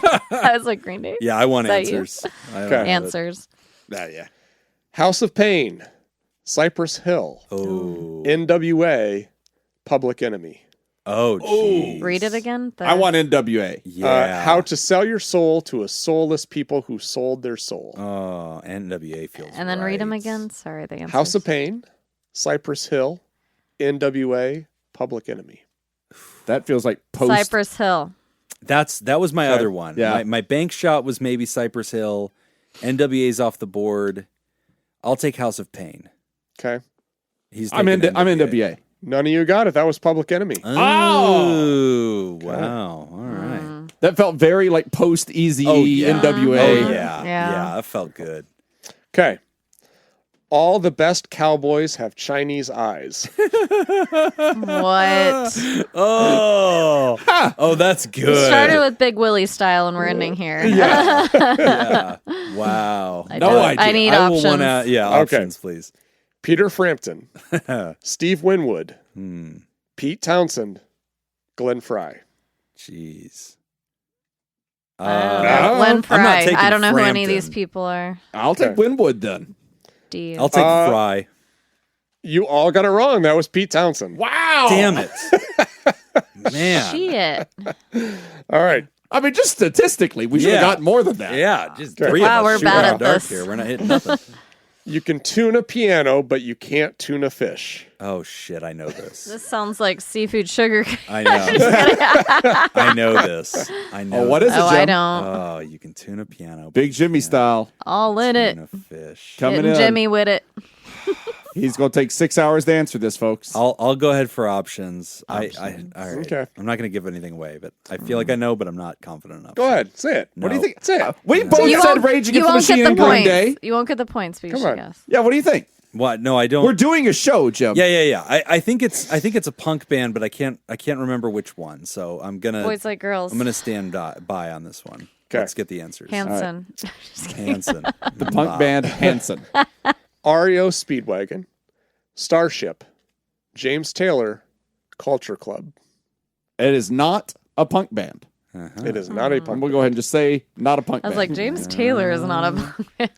Read it. He went through a Starfish. phase. Taylor. Starfish. something? REO Speedwagon, Starship, Oh, Starship. James Taylor, Culture Club. And what was the I'm line gonna again? take James Taylor. You can tune a piano, but you can't tune a fish. I You're like- going James Taylor. I want James Taylor. I like James Taylor. Same. James Taylor. Yeah. Oh, I'll be different then. I'll go. Who? What was the last one?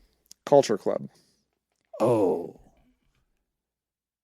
I'll take Culture Club. That seems like a good album cover. Boy George on the album cover with a fish.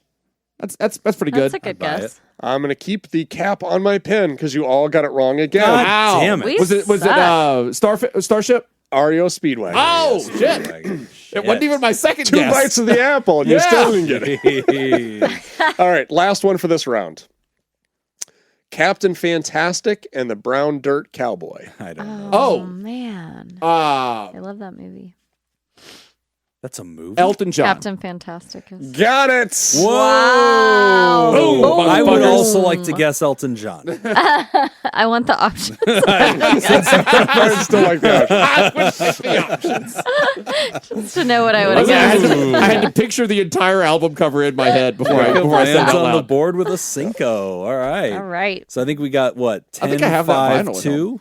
I have two. Jim is 10, Jacob's 5, Whitney's at 2. All right. All right. We got a competitive fight And we here. got 3 more for the end of the show. With one name, Whitney got I got- launched into third place. I know I got 2 right, and Jacob's still beating me. This is not Working good. smarter, Yep. working hard. That's the Southern way. Don't do That's true. anything. Beat 'em. Fair. Just, Just beat him. Just win.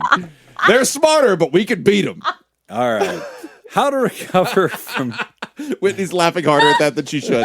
the South shall rise again. Yes. How to recover from traumatic experiences. That should be at least one of Cialis' catchphrases. The South shall rise again. Oh yes. Oh Yeah. my Cialis god. doesn't already have that. Oh, Wow, yes. that took me Cialis. like way Oh. too long to get. Sell got it. that. Yep. Somebody Yep. sell that. Cialis, I don't want money out of it. No. I would like recognition. Just say trademark. That's it. I just want Yeah. thank you, Yeah. life coach Jacob. Tasteful Thank you, Jacob, the above audio the guy. fold Jacob Smith on That's the it. commercial That's screen. it. That's all I want. That's what he wants. Just great. 42-point font. He just please. wants to be in a commercial in the bathtub. Yeah. He just wants On a to be cliff exclusively the overlooking- spokesman. yeah. That's all he On a wants. cliff. He wants to be the guy in the tub, just chicks walking by. You know, growing up in the deep South, people used to always talk about how the South was going to rise again, but I'll tell you who made it happen. Cialis. Thank you, Cialis. Jacob- Thank you, Cialis. It's been Jacob- 5 hours and I can't see. My South has indeed risen again. Jacob with his star headband on. His peak. This is great. All right. How to recover from traumatic experiences from Anonymous. This is the second part to the first part. Oh, it's the same letter. Same writer. Yeah. Oh, It was a very okay. long letter, but they said, hey, this is big and 2 different yeah. topics. Hello again, friends. I wrote in recently about my psychiatrist evaluation. Oh, yeah? And my concern that I What might did you have been say? overdiagnosed. One of those I don't remember that. Did we cover that? How long ago was that? One of these diagnoses was for PTSD, and I wanted to ask some questions about the kind of trauma reactions I have. But first, some context. I met with my therapist the same day I got that report back. She asked if there was anything in it that I was surprised by or wanted to talk about first. We talked about that PTSD diagnosis. I have memories that I would call painful. There are about a lot of things. Some are difficult situations I was in. Some are about ways I've embarrassed myself. Some are ways that I failed at a thing. And some are situations where I've caused harm to someone else, emotionally, not physically. These memories pop into my head with some frequency. Not every day, but enough that I would tell a doctor or a therapist that it happens and I don't like it. Sometimes I also have dreams about these situations, or at least the feelings I had in these situations, but that is more rare. Here's an example that I feel comfortable sharing in detail. I'm driving to work and my mind is wandering as it does on the morning commute. Sitting at a stoplight, I'm thinking about my work for the day. Then, with no prompt or connection to my current thoughts, I start replaying this memory I have of a time in college. The memory is of my experience failing out of student teaching, a very difficult time in my life. The memory fully replays, and I think, wow, thanks, brain, for giving me that today. That was not good for me right now. I feel the embarrassment of failing that I felt then, the pain of losing my life path for a while, all the negative things of that time. Then I'm a little unhappy about it until something distracts me from it. When I drive through the town it happened in, I think about it, and I kind of don't like driving through there. I'm not scared of driving, through it. I just don't like it. I don't know if this is normal or abnormal. Is that normal or abnormal? I shared a more difficult memory with my therapist that I wanted to ask about here as well. I can't get into the specifics because I think it would dox me, but here it is in broad strokes. I used to work at a place where I fully believed I perpetuated harm. I didn't hurt people directly, but I was part of a system that I believe hurt people, and at least certainly spread hurtful narratives about people. I said things and participated in things that I believe caused harm. I feel intense guilt about this. This time in my life is one that will come to me unprompted and also in dreams. I think I'm also afraid to meet any people from that time in my life again. I saw my ex-manager walking on the street once while I was in my car and felt some pretty intense panic. My therapist and I talked about this for a while, and what she asked for us to work on in the next couple of sessions is for us to find a way for me to forgive myself and or absolve myself of the guilt. I really struggle with the thought of that. I was in an economically desperate situation, and I did not fully understand the consequences of accepting the job when I took it. But I feel like after a few months, it was on me to not ignore the myriad red flags and to make a choice to do the right thing by leaving rather than taking the paycheck. I feel like I had a moral test presented to me by the universe, and I pretended it wasn't happening, and then I failed it. So, my therapist wants me to work towards forgiving myself, and I don't know that I can or if I even should. I don't know. This probably sounds really dramatic. I think it would make more sense in context, but I don't want to dox myself. Maybe if it helps for you to talk about it on the show, let's say I worked for Big Cigarettes. I didn't, to be clear. Let's say I worked for Big Cigarettes for a couple of years and took Big Cigarettes paychecks while I harmed people, and now I have to live with that. I guess my question for this segment is, 1, how can I let go of painful memories that cause some amount of distress? And 2, how do people absolve themselves of their guilt? And is that really possible? Thanks, Britt Hume from Fox News. Now, to be fair, Big Cigarettes are known as cigars, and I don't think that there's anything inherently wrong with That's that. important. Cigarillos. Yeah. Cigarillo. Have you ever had a cigarillo?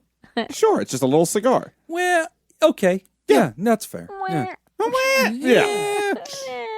Yeah, you're right. Yeah. I like those. It's a big cigarette, little cigar. It is. Yeah. Yeah. Which is interesting because cigarette is already little cigar, right? Like, No. But then cigarillo. Well, cigarette, the name, like it. That's kind of where I'm just saying, like, Well, yeah. like but they're not. Miguelito. Yeah, is they're little not the Michael. same thing Yes, anymore. exactly. Yeah. They may have started out as the same thing. You know what? If they come from the cigarette region of France. That's it.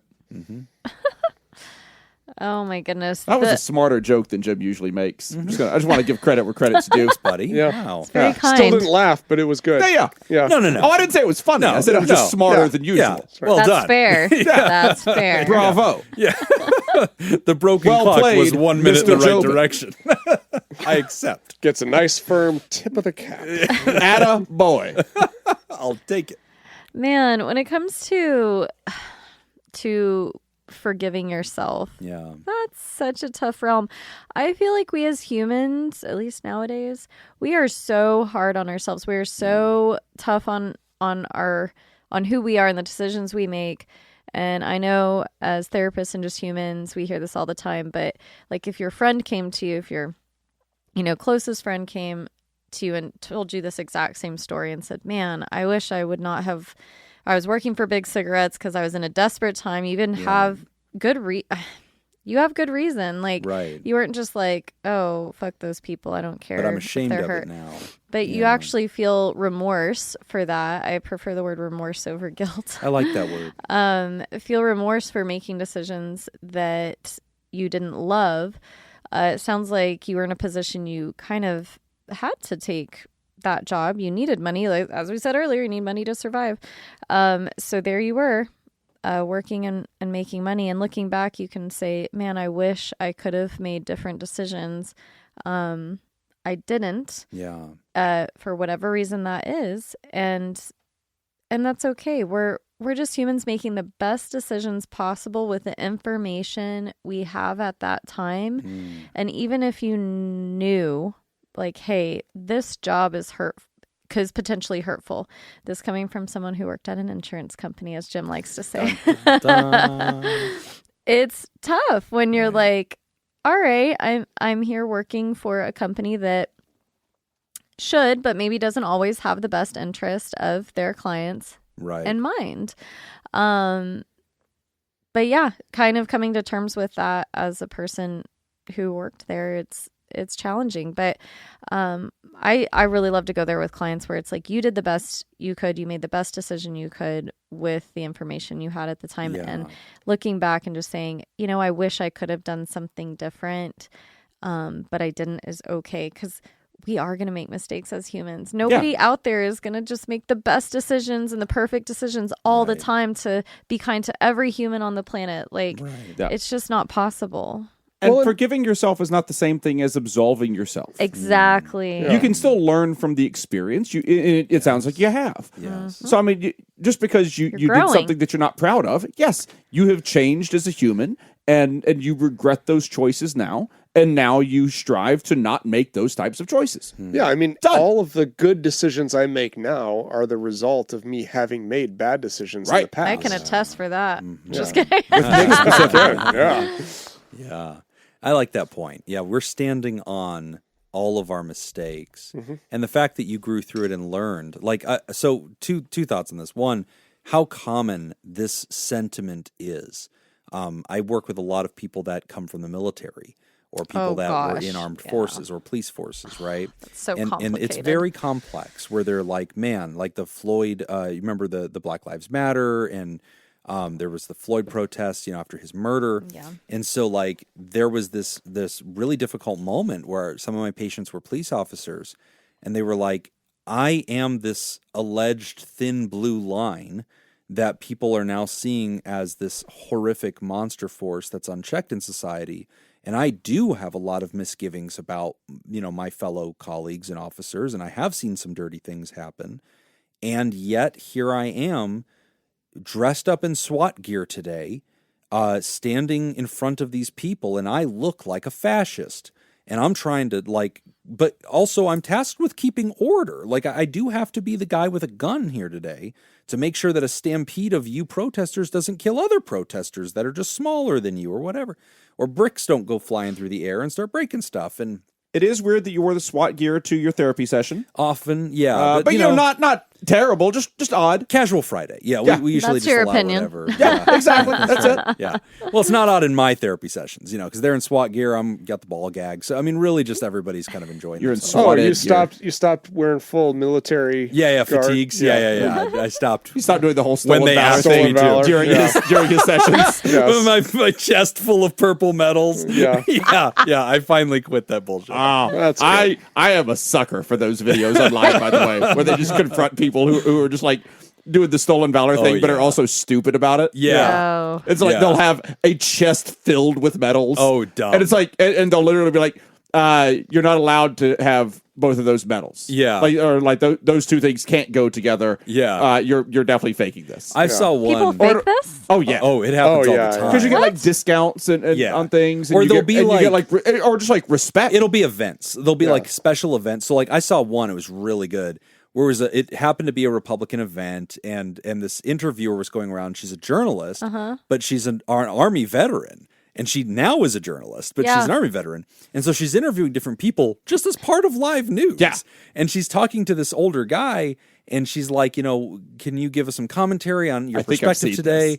And he says something like, well, as a veteran myself, I think that we absolutely need to X, Y, and Z. And does she start asking him and she goes, oh my God. And she goes, you're a veteran? He goes, yeah, I served in Afghanistan. She goes, oh my God, so did I. And she goes, because they're also roughly the same age. Yeah. And she goes, what was your MOS? And and I don't know what that means. I had to look it up, but it meant, I don't know if it was MOS, but it had to do with your job. What is your specific job? Were you an engineer? Were you a medic? And anybody in the services knew this acronym because it was the most common fucking thing to ask. Yeah. It's like being in college saying, what's your major? But the guy didn't know what that phrase meant. It's like somebody be like, I too am college. Military occupational what's your major? Specialty. And they go, I can't really talk about it. All of them. Yeah, I can't talk about it. And so he goes, special. And she goes, what? And he goes, I can't really talk about it. Special. And she's like, I think the answer, and I'm probably wrong about this, but I think the answer is something like, infantry. Yeah. Like that could be an answer. Or like engineer. Yeah. That's it. Yeah. Or, there's all these like answers. None of them are special. Infantry probably isn't You're a trying to valid answer, pretend but to be something like special that. forces. There are And so people- as she's interviewing him, she realizes and she starts laughing and she's like, okay. Oh, I'm looking this special. up Got later. it, buddy. I can't and just wait. starts rolling her eyes and walking away like, I've just detected an idiot. Oh, and I'm not going my to put him on the news God. anymore. Yeah. One of my favorites is this guy. He's walking around like in full uniform, medals, like a beret, all this medals? stuff. Like What? a He's North wearing, Korean like, general. blue tennis shoes.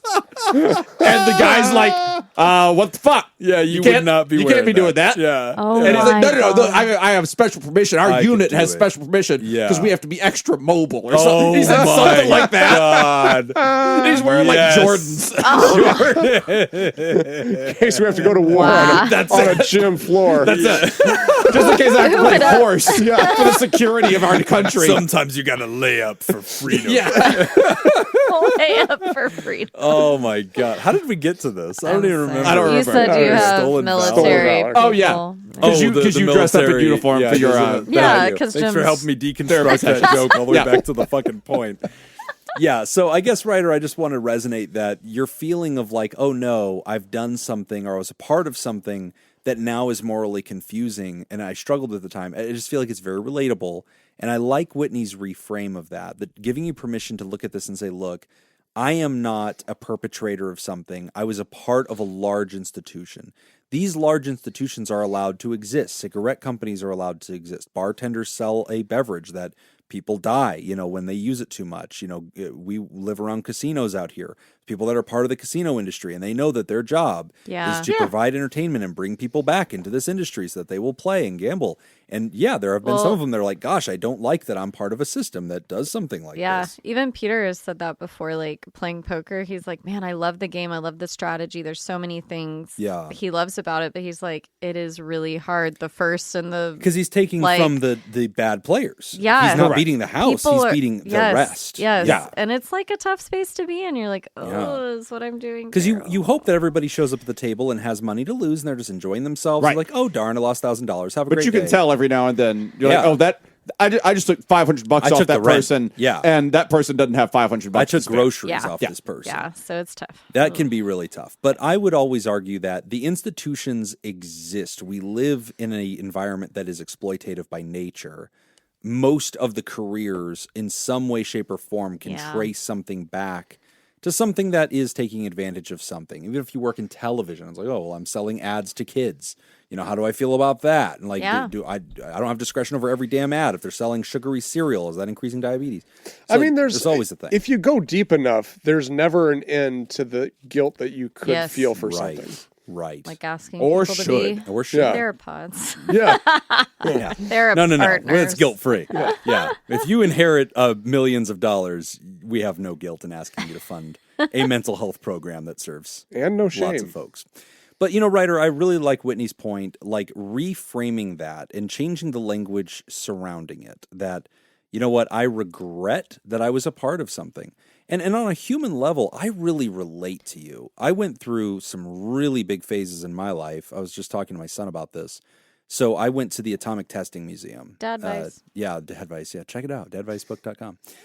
But I went to the Atomic Testing Museum. You guys ever been there? Yep. Oh, yeah. No. Good time. It looks really good. I like history. very so. educational. It's really neat. Not a lot of pizzazz, but very educational. Okay. The history of the atomic weapons, the whole program, but also a lot of the intersection of why Nevada's test site is so important historically and what was really going on there. I would argue, as museums go, filled with pizzazz. Okay, yeah, on the What museum about- bell curve. what about Museums. finesse? Yeah. Okay, yeah, fair point. A lot of reading, a lot of artifacts, but good time. But as my son and I were in there's a theater where they simulate a nuclear bomb, and there's a quick video, and the whole place is understandably pro nukes. And so a lot of the language is like, you can subtly pick up a lot of hints of this was justified. FDR did the right thing. Truman did the right thing. Dropping was the right thing. And then the hydrogen bomb was the right thing. And these things needed to be done. And there's a section of the video where this guy who is, an old timer and he's part of the nuclear program, he's explaining how protesters during the 80s and 90s were starting to show up to the Nevada test site trying to protest nuclear weapons because we wanted to stop the proliferation and we wanted to have an arms system and all these other things, and how it pissed him off when he worked there because here were these protesters using their freedom to protest the very thing that gave them their freedom. His nuclear bombs. And he says this very straight-faced. And so as I'm watching this, and he's kind of pissed about it, and he's like, I guess they have the right, but it disgusts me as an American. A lot of resentment. And so he's like going on about how, very a few good men, energy to it of like, you want me on that wall. You need me on that wall. Don't question the method. Yeah. So it really pinged in my head because, and it stuck in my craw, and as I'm driving home with my son who's entering high school, I felt a need to share with him the danger of propaganda. And, because his generation hasn't bumped into this very much, but ours certainly did. And so I shared with him how collectively America lost its fucking mind after 9/11 and invaded 2 countries and spent 20 years in war and put all of our treasure into this. And the millennials, my generation, fought those wars for 20 fucking years, and a lot of my friends died. And I almost joined the military too. And how I really believed. And I was telling about how political I was in high school and right after high school. And I was like fervor, like hard Republican, do not question President Bush. John Kerry's a bedwetting idiot. He's going to get us all killed. Well, did you turn 18 in 04 or 03? I think, So yeah, it was like right when George Bush was running. It was the re-election. So my first vote was to re-elect Bush in 4. Yeah. And I think I was freshman year of college. Yeah. So I was just sharing with my son the power of propaganda and how this mentality is very nuanced, it's very subtle, but you need to listen to older generations sometimes because they've lived through some weird shit and they can automatically detect when you're kind of using mind tricks because they remember that shit from Vietnam or they remember that shit from different generations. Like, oh no, that's bullshit. Like, that's patriotism covering up blunder. Like, don't fucking listen. So I was reflecting on that with him, which reminds me of this question because boy, do I have a lot of shame and regret of like how hard I went at that point in my life. I remember there were kids in my dorm, a few doors down, these girls, they're very sweet girls, and they had a vote they were from Iowa. They were 2 sisters from Iowa, very kind. What are their names? Carrie, anyway. So they, I remember they had a John Kerry for President sign, and they put it on their door. And I remember me and my buddies, just jackass fucking idiots, all like hawked up on goddamn patriotism. Just, this rock-ribbed Sean Hannity shit. And I was like, fuck them. And I was like angry kid, like at this stage. And again, very justified at the time in my mind because like we were attacked, goddammit. Yeah. And so like we need to go to war again and again and again, kill. And I was like on the verge of racism. That's how bad I was. Like I look back on this with so much shame. Yeah. And I was confessing this to my son, explaining to him like your dad, who is a gentle guy and like the dude who plays Nintendo and is like a therapist, I was probably a fucking racist. Like I was so hawked up on anger at this time. And I remember these girls had this poster up and me and my buddy snuck over there at night. We ripped down the goddamn poster and like ripped it to shreds and left it in front of their door. And at the time, at 18 years old, I sure did feel like I was a persuasive philosopher that day and making some kind of informed action statement in the name of democracy. Not all heroes wear capes. Yeah, what an asshole. Yeah. And so I was reflecting on this to my son and trying to help him like learn from this, like, hey, that guy you saw in the video and your dad at 18 are jerk-offs, and you should not listen to people that talk like this. They do not have nuanced views of things. You should put aside your emotion and think carefully.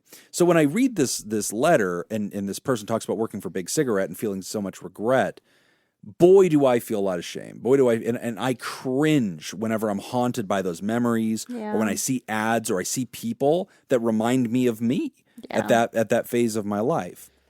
There's a traumatic ping, callback to a memory that I'm not fond of, a version of me that I am embarrassed of. And so I relate to you, writer. But one of the things that helps me is exactly what Whitney suggested to you. When I feel that energy, I remind myself, Jim, you were a child. Yeah. You were 18.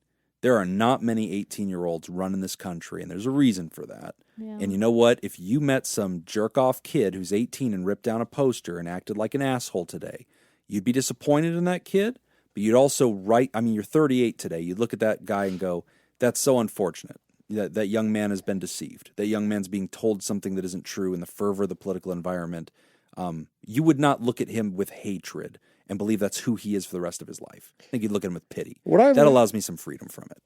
What I usually do, if I come across this experience where I kind of catch myself upset with myself and having like regret or just feeling ashamed about something, the very next thing I do is I ask myself, what did I learn? Mm-hmm. So like I think about it and then I have to stop. Okay, what did you learn? Like, well, from this experience, I learned blank. Mm-hmm. And I can always find something I learned from it. And that helps to kind of cognitively reframe it into like, yeah, I'm not happy about this. I'm not proud of this. But because of this experience, I've got a new appreciation for blank. Right. Because of this, I've done all these other things to help other people. Because of this, I learned the value, whatever it is. Right. So like it's a good way to kind of follow it up and not just stay stuck repeating that tape and just letting that constantly on repeat and just continue to sit and soak in shame. I like that. That kind of consciously says, Jim, how have you changed from when you're 18? Yeah. Well, because I made a jackass of myself, those girls turned out they were looking through their peephole and they saw me and my buddy, who were their friends. Wait, you're saying you weren't as silent as you thought you were? I did not have the ninja skills I believed I did. Weird. Yeah. So they reported us to the dorm boss, the resident attendant, the RA, and the RA had reported come your to shenanigans. Us, and the RA was a really nice guy who was very friendly, but I remember how embarrassed I was that he came up to me and he said, "Hey, this is a shitty conversation, man, but did you guys go across the hall and rip these girls' decoration off their wall, like off their door?" And I remember being so humiliated as he asked that. Also, when you phrase it that way, because it's not. Yeah. Now I'm being called out. It's hey, young Jim. Did you stand up for America? That's the thing. It's like, did you participate in a raw act of emotional patriotism last night? Yeah. It's not phrased that way. It's like, did you do vandalism? There are two other children living in this building over here that you're bigger and stronger than. And you made Did feel you unsafe. go disrupt their evening and make them feel unsafe in their dwelling? Did you vandalize those girls' dorm room? Yeah. And whenever it was put now that you're way, a vandal. I was like, oh.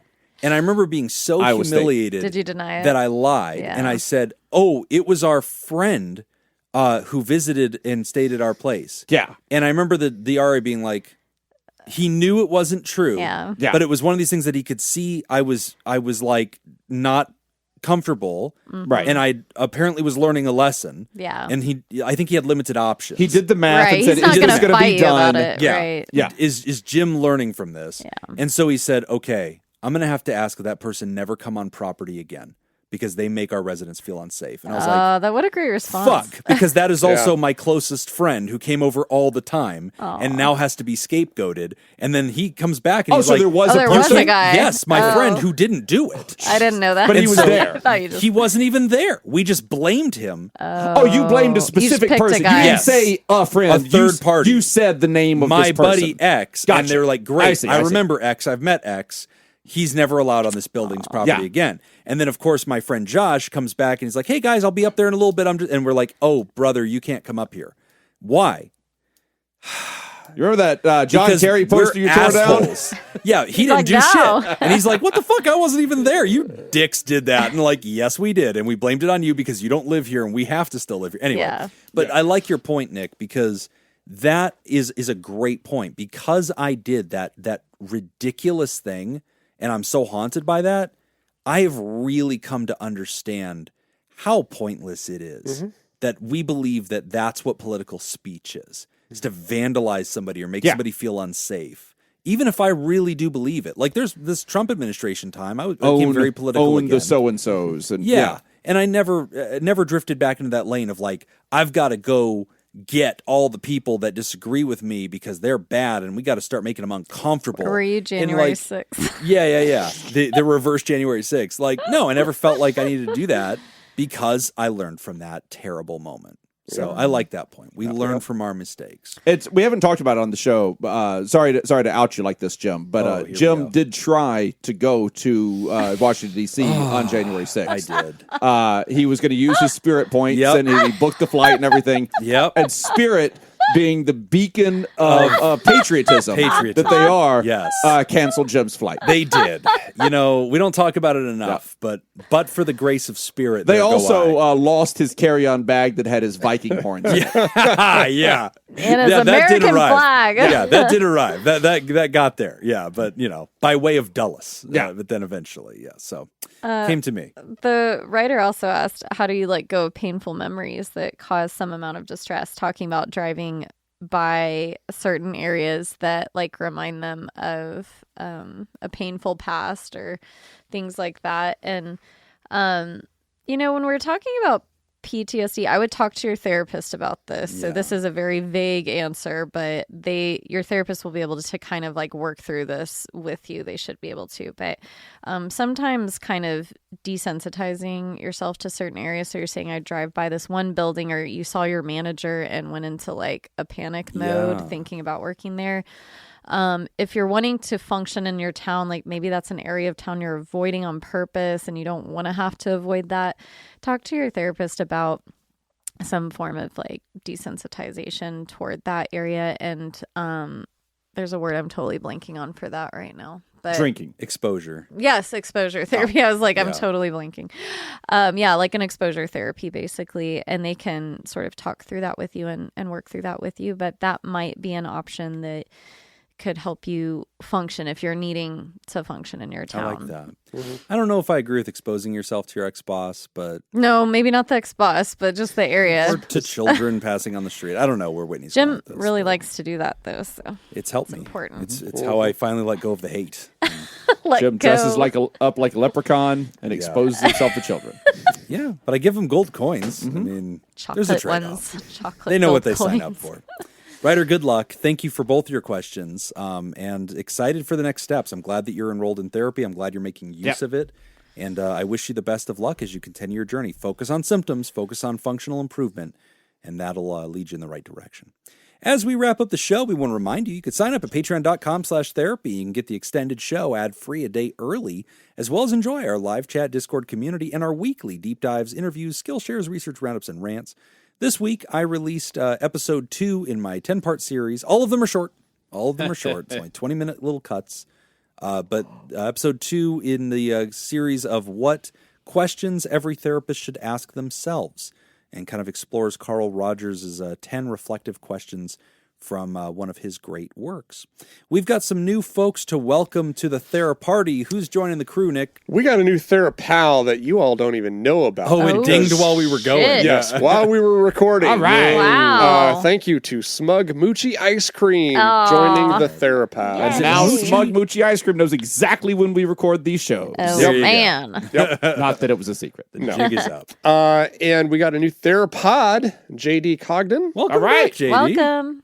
And we got a new Pterodactyl, Elena. Elena getting it under the wire for the that counts. The pops. That absolutely counts. When do we do our thing? So for you that? can still. You're not going to hear this in time, I don't think. No, I don't. Maybe Patreon. I think you hear all it the way up to the last day of May. If you sign up on Patreon at Pterodactyl or higher, even Friday. if the pay cycle hasn't clicked yet, we don't care. If we see the sign up, you'll get a raffle ticket for the pops for every $10 that you're pledged. It's gotta be May. It's actually June. It's gonna. I was waiting for an NSYNC album, but that's fine.